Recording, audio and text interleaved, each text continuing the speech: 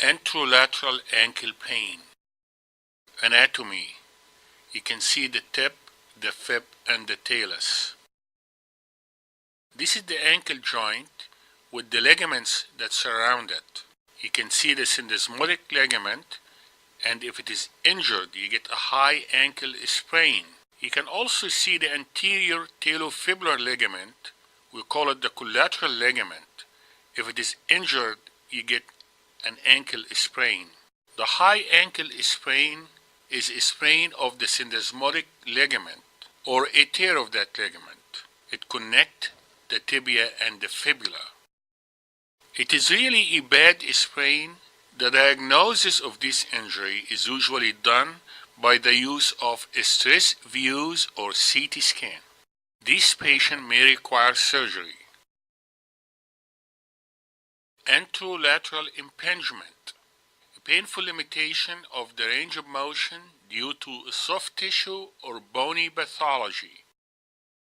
The soft tissue thickening and adhesions and fibrosis commonly seen in athletes with prior injury that extend into the ankle joint. Arthroscopy and debridement of the ankle may be helpful.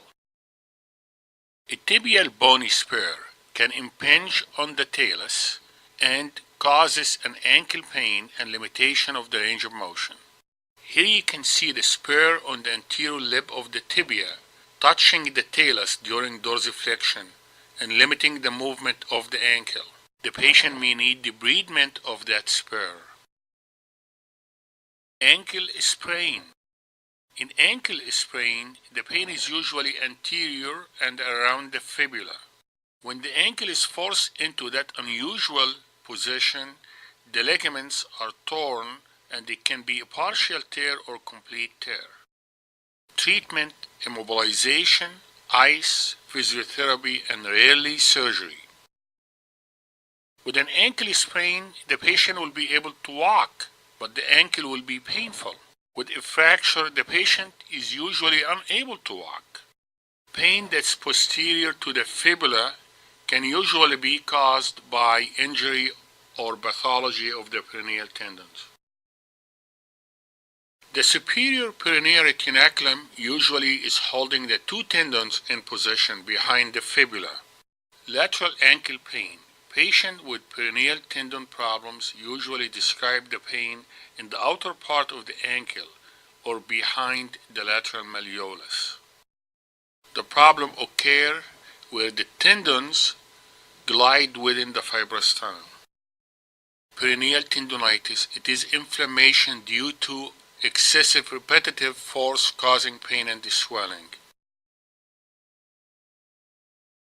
Peroneal tendon subluxation is almost like an ankle sprain with the peroneal retinacular injury, usually the superior one. It occurs with dorsiflexion and the eversion of the ankle. Posterior ankle pain anatomy.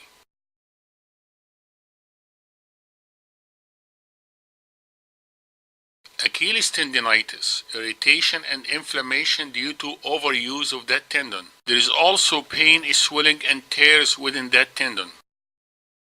Achilles tendon can also rupture with age, lack of use, or by aggressive exercises. The Thompson test is helpful in the diagnosis of Achilles tendon rupture.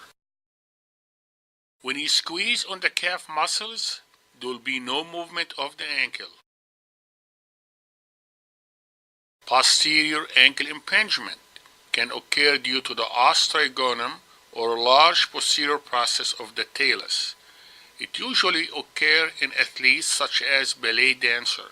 It may be seen in association with flexor hallucis longus tenosynovitis.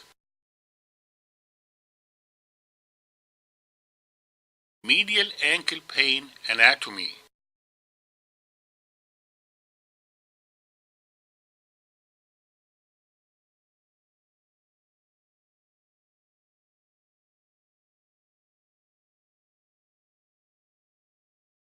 Dorsal tunnel syndrome.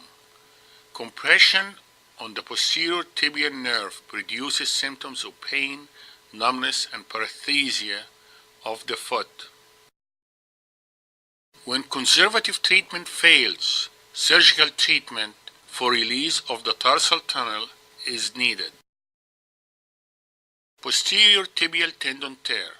It is a common problem, but also a problem that can be missed. When the tendon is torn, you can find too many toe signs, loss of the medial arch height, or pain on the medial side with weight bearing.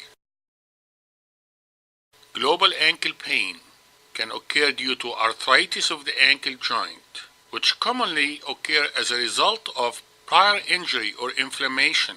It can be diagnosed with exam and x-rays. Global ankle pain can also occur from osteochondral lesion of the talus.